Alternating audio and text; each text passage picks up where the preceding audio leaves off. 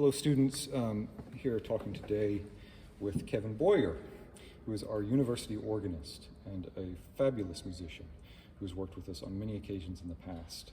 If you're writing for organ, then you can expect something really quite special in his attempts at playing your pieces. But we're going to make this video today to talk a bit about the instrument that you will be writing for.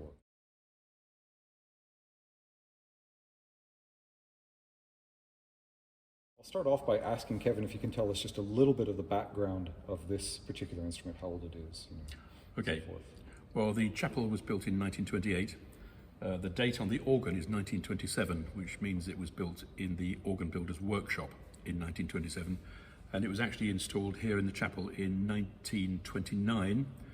The connection between the keyboards that you see and the pipes way over on the opposite side of the chapel is entirely electric, and always has been. It's a substantial instrument. It's one of the best in Scotland, and what you hear now is more or less what was heard in 1929. It was built by Henry Willis III, who was the grandson of the great organ builder father Henry Willis, and it has 3 manuals, as you can see, and 48 speaking stops. That means stops that actually make a noise. A speaking stop is a stop that makes a noise. There are other stops like tremolos and keyboard couplers that don't make a noise. So it has 48 individual voices. It was restored in 2005 by Harrison & Harrison, which is an organ building firm in Durham who look after most of the country's cathedral organs. It's very well maintained. It's a good instrument. In 2005, Harrison's replaced what we call the great organ, which is the main central part of the sound of the organ. It's slightly quieter now, I believe, than it was, but it has a more refined tone about it, and a bit more colour. And there are some other stops as well in the pedal and in the choir organ. But the sound you hear is more or less what would have been heard when the instrument was put in 1929.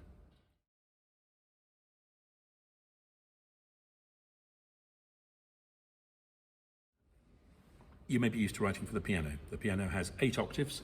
The organ doesn't have 8 octaves. The organ keyboards have 5 octaves. Middle C sits in the middle, yeah. Below middle C there are 2 octaves, down to bottom C. Above middle C there are 3 octaves to top C here. So 61 notes on each keyboard, only 5 octaves. One of the most important things is please don't write notes that are not on the keyboard. It's often done. Even with professional composers, you still occasionally find they want a high D flat and they think there must be a way of getting it. Well, sometimes there is a way of getting it, but we don't talk about that because it makes it awkward to play. So please don't write notes off the keyboard unless you have a very good reason, and you won't have a very good reason. So okay, so there are 3 keyboards. Let's start by talking about what they do. Now, organs around the world are different depending on which country you're in. So I'm going to tell you about the organ we have here. This is a typical, what we call romantic British organ. That is an instrument that is able to imitate, in a way, other musical instruments, so it can play orchestral scores and things like that. It's a kind of organ that was developed in the 19th century. It's not a classical organ that existed before that. Okay, so the middle keyboard is what we call the great keyboard, the great organ, and that contains the basic sounds of the organ, from the quiet ones like this to all the noisy ones like this. There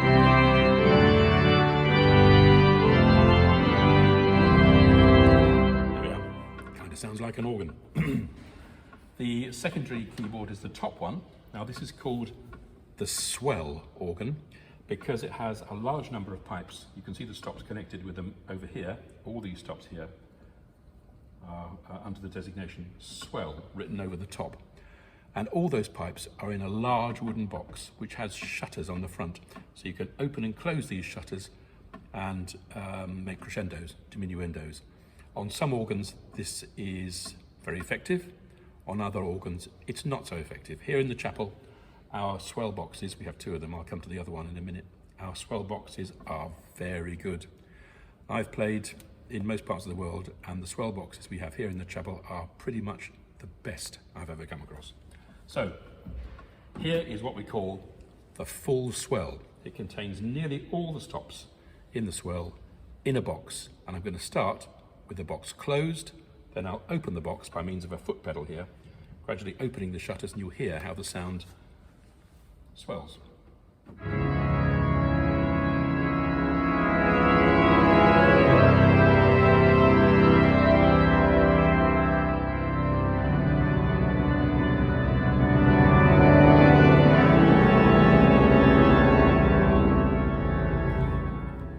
Swell organ. The other keyboard is called the choir organ. This is not because it has anything to do with accompanying the choir, although of course it can. You can use any part of the organ to accompany the choir. The term choir, we think, is a corruption of the old word chair, because back in the 18th century and before, when the organs were at the back of churches, the main organ was above the player's head, and there was a chair organ in the gallery rail behind the player. So the pipes for the chair organ have migrated in the 19th century into something that's called the choir organ. It's really the old chair organ with a different name. This contains many sort of delicate stops like flutes and things. I should have mentioned, by the way, that all the stops in the choir organ on this particular organ are also in a box, so they're also under expression. Here's a orchestral flute.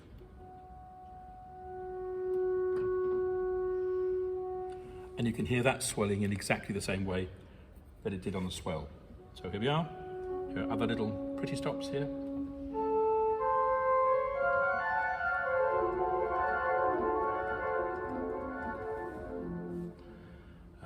Another one. Okay, there are imitative stops as well. This is a corno di passetto.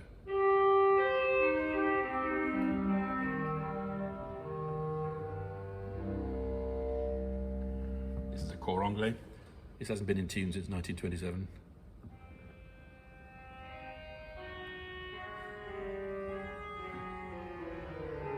That's not the worst it's been. And we have big sounds as well in the choir. Here is what's called the tuba minor. That's with the box closed.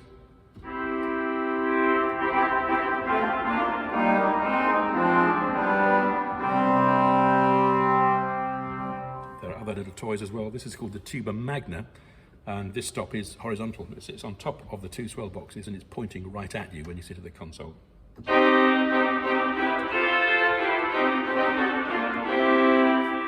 we are.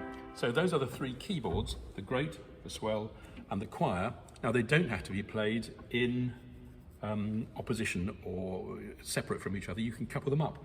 Up here we have little devices called swell to great, for example, which couples anything you have in the swell to the great, so you can play it on the great. So this means you can have any sound in the swell coupled to any sound on the great. This is the full great. This is the full great with the full swell coupled.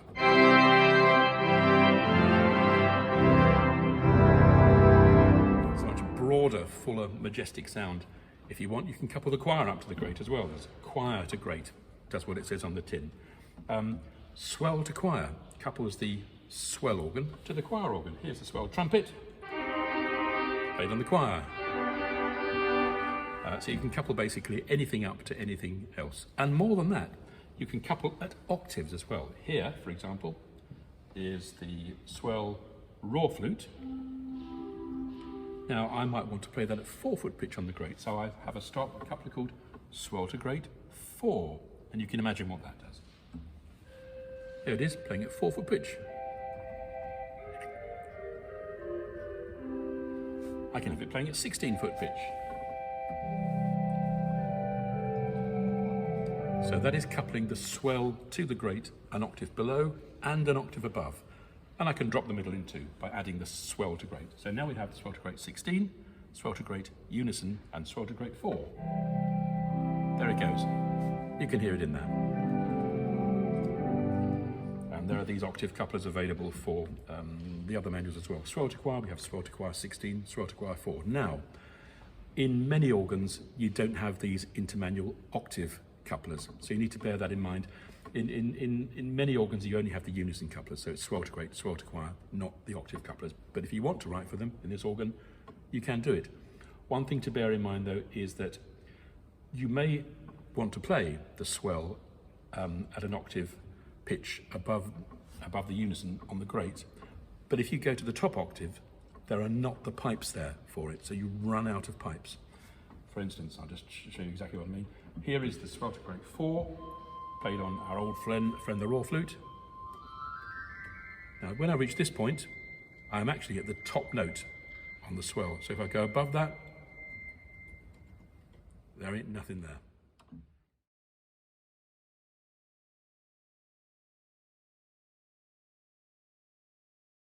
I wonder then if you could let us know how all of this, I believe this is called the registration in the middle, and these buttons along through here, and how that ends up working? Yes. You don't strictly need to know about this. I mean, this is how the organ is registered. These buttons you can see here below the swell key slip, for example. This is the swell key slip here. You see the numbers 1 to 8. Don't worry about those for the moment.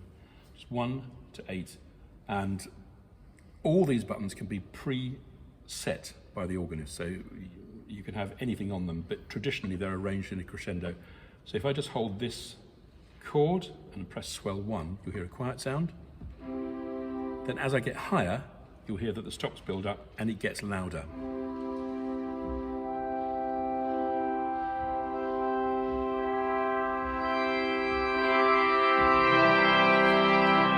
There we are. And similarly on the great, if I hold the chord down, press 1 to 8, you'll hear it getting louder again.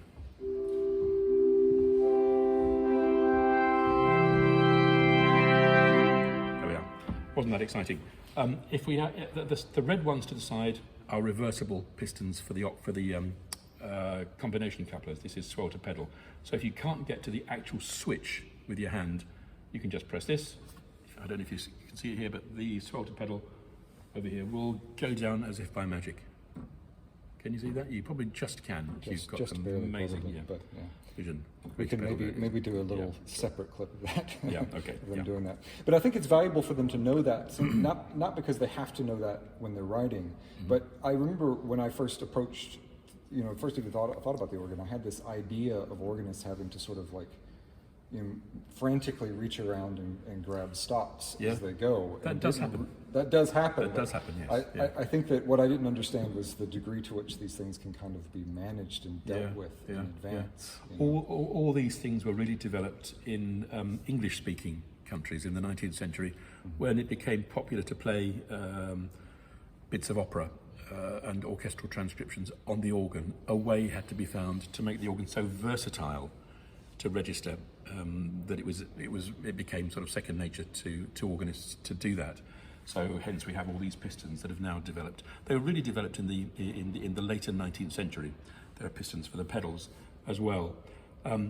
They were more rudimentary then than they are now. I mean, the piston system we have today is extremely versatile, and organists who know about this around the world will tell you that the British registration system is the most versatile system that exists in organ building today. Good. That's a bit of we can all swell with patriotism. Absolutely. Saying that. Good. Should we talk a bit about the pedal manual as well? Yep, let's do that. Yes. Okay.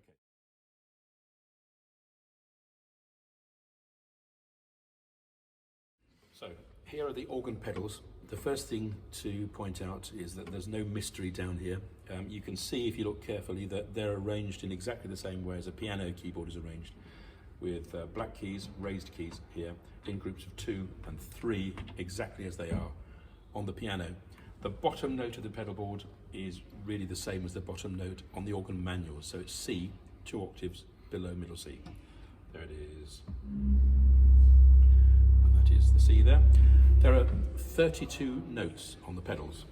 The organ pedal board needs to be, well, the keys need to be bigger, obviously, than the keys for the hands, because the feet are bigger than the fingers. So the compass of the pedal board is either 30 or 32 notes, that is C to F or C to G. The chapel is C to G, so we have 32 keys for the pedal. Now, the way the pedal board is played is like this. You have to imagine that your feet each has 2 fingers, the toe and the heel. So I can play a sequence of notes, as here, and you can watch the way my feet's moving. That's the heel, that's the toe, heel, is the right heel. Now, it doesn't have to be by step. Here is the right foot moving in thirds and the left taking over. And there's a dialogue between the feet. Left, right, right heel, right toe.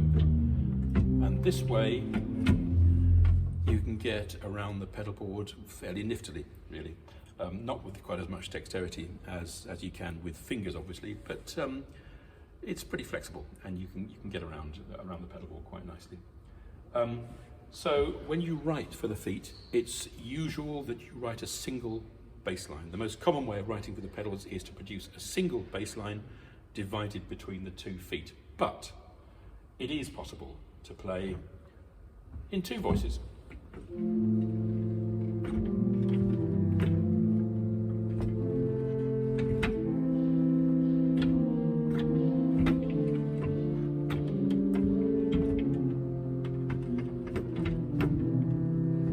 Or even 3. Not easy.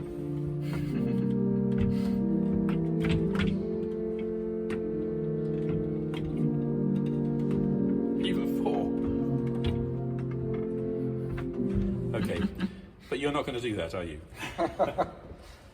I have played up to 7 voices on the pedals, but it's not advisable. Stick to something a bit more straightforward, I think, unless you really know what you're doing. Obviously, if you do write 2 voices in one foot, not that I'm asking you to do that, don't write the tones more than a third apart, because the human foot doesn't expand wider than that. So it has to be like that. If you write a 4th, you're sunk, unless you have very strange shoes. Now, while we're down here, I may as well also point out to you the swell boxes. This is the 2 physical swell boxes are down here. The swell pedals, as we call them, are down here. This one is the swell pedal. This one is the choir pedal. So, swell, choir, and you can see how they operate. I put my foot on there, it's like wearing a shoe. If I push down with my heel, the box closes. If I push up with my toe, the box opens. And it's as simple as that. That's how it's done. And you can probably also see the pedal pistons down here. They're the same as the pistons of the manuals. Good. I wonder, could you maybe play a little bit of something from the swell box, demonstrating the swell box? Sure. And we can watch your foot as you do that. So this is the swell box closed. You can see here is a chord.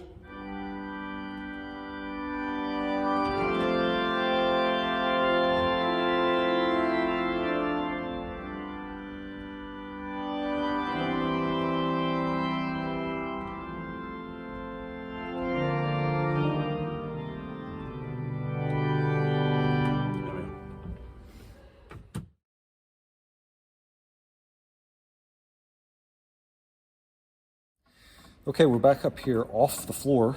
And the next thing I wanted to ask you about, Kevin, was you have this big screen in front of you, which is something that I'm not sure if all of our students have noticed before. And I wonder if you could talk a little bit about that screen and how it gets used. Okay. Well, this is pretty rare. Obviously, most organists, they bring along their paper music and they stick it up on a music stand like you do on a piano, and they play from the paper music. But I had eyesight problems 8 years ago, and I looked into the possibility of having this backlit, nice touchscreen for all my music. It took 4 or 5 years to scan everything in, but now it's in. It's a lifesaver, and it makes my life so much easier, because when you produce your organ pieces and you send them to me as PDFs, I input them into my system here. I can cut the pages and divide the music up so that I can arrange page turns, which are convenient to me, and I can enlarge. If you produce a little score, I can make it big with my machine, which is tremendously useful for me. It has a page turning button for the foot. If I want to turn the pages by hand, I tap the right side of the screen to go forward. There we are. I tap the left side of the screen to go back. Any editing that I want to do, I can do on the page as well, just by having the page on screen, tapping the middle. The editing pane comes up and I can draw all over it like this and do anything I want with sticky labels. There's a nice big one. And here is a rectangle to highlight something. If I can add a great big note that doesn't mean anything at all. Here's a huge semibrieve, the biggest semibrieve on planet Earth. I can stick it in the middle of the page there, and I can drag it about with my finger and do anything I want with it. So anything that you can do with your hands on a piece of paper as you write, and many things you can't do, I can do here on the screen. So all you need to do is to send me your PDFs, and I'll make them suitable for my eyes on this organ, and everything will work so well. And of course, once you built the library up, as I did over 4 or 5 years, it's always here. I never need to have another piece of music. I never need to have another hymn book or a psalter or a piece of music from the choir, because it's all here. It's great, my library. See, I've mucked this piece of music up now, but no, because if I just press cancel, all that rubbish goes away again. That's fantastic. I mean, I think that's one of the it's probably a small thing, but one of the advantages to writing for you for this chapel organ is that students don't actually have to print out and worry about the binding and the page turning and all that stuff in the same way as they would for chapel choir or for the instrumental ensembles that students have to write for. It's something I should probably advertise more, but then you might get too many pieces to play.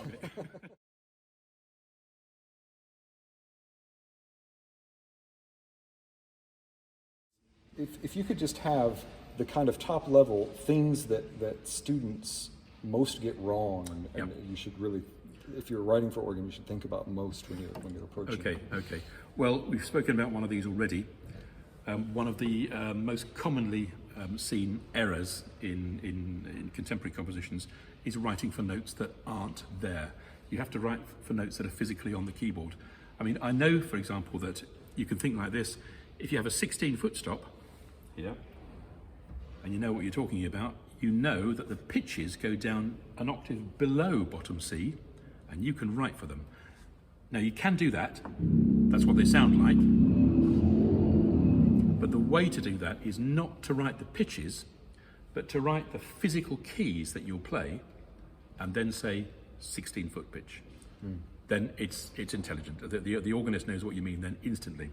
Don't do too much of that though. And it would only be as a solo line. I mean, you wouldn't write chords down there or anything like that. If you have a 2-foot stop, then you can fly 2 octaves up to the top of the piano keyboard almost. Don't know if you can hear that. Birds can, most humans can't. Here's C, C, C. So those pitches are there as solo pitches, not for chordal writing or anything like that. Doesn't make any sense in chords anyway. But they are there. But even there, you'd write the physical note that you're going to play and then say 2-foot or 4-foot or whatever it is. Okay, so that's one. Now, the other oft-seen fatal error is to forget that the organ is not a piano and does not have a sustaining pedal. If you want to sustain a chord on the organ, the only way of doing it is to hold the keys down. Here we are. And as soon as you take your hand off, they're gone. There's no foot pedal to sustain those notes. And don't try to write music which pretends there is, because it always sounds fake and it's never any good. So please don't do that. You can only write notes that the fingers can hold down. So you can't write this C and then that C and catch the lowest one with the sustaining pedal, because it won't be there. There's no sustaining pedal, you can't do it, so don't write it. Anything you write has to be physically playable beneath 2 hands. Okay, now there was something else. What was that? Yes. Here's the other thing. You can't have 2 sounds on a single keyboard. It's not an electronic keyboard. You can't have a sort of bass down here and a treble up here. So this sound, for example, it's called claribel flute. It's that sound all the way from the top to the bottom of the keyboard. If you write for full great, that's a uniform sound all the way from here to there. Now this means that unlike the piano, you cannot write for one hand and then point to the top line and say espressivo or cantabile, because you can't pull it out of the texture on the organ. So there's no writing solos for one hand. If you want to write a solo, it's done like this. You need 2 keyboards. Here's the accompaniment. Here's the solo.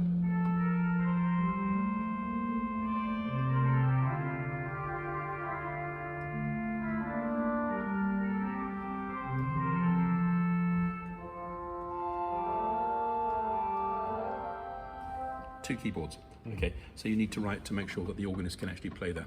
In extreme circumstances, but again, only if you're a keyboard player and you really know what you're doing, it is possible to do this. Now, both hands are playing on the swell.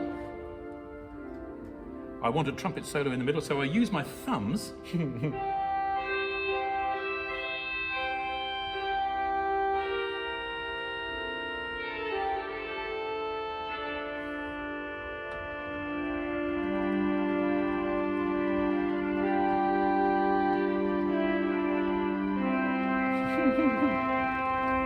Okay, so you can do outlandish things like that, but don't try it unless you really know what you're doing. Just because it's technically possible. Yes, this is the thing. Don't try things simply because they might be possible. Write music, not tricks. Yeah, totally. I think it's fascinating because sometimes it's the most basic things to tell people that are actually the most important. Yeah. The idea that it's not a piano, it's also, it doesn't matter how hard you hit. No, that's right. Yeah. The keyboard with your hands. Right. It's not going to make a difference other than to maybe not be very good for the organ. That's right. It just doesn't work that way. The keyboard is the organ is always played as gently as possible. Force doesn't add anything. This sound is this. If I play louder, I hit that harder. On a piano it would be louder, but it's not on the organ. Here's the full great again, our old friend. If I play it very lightly with just the tiniest force, it still sounds loud.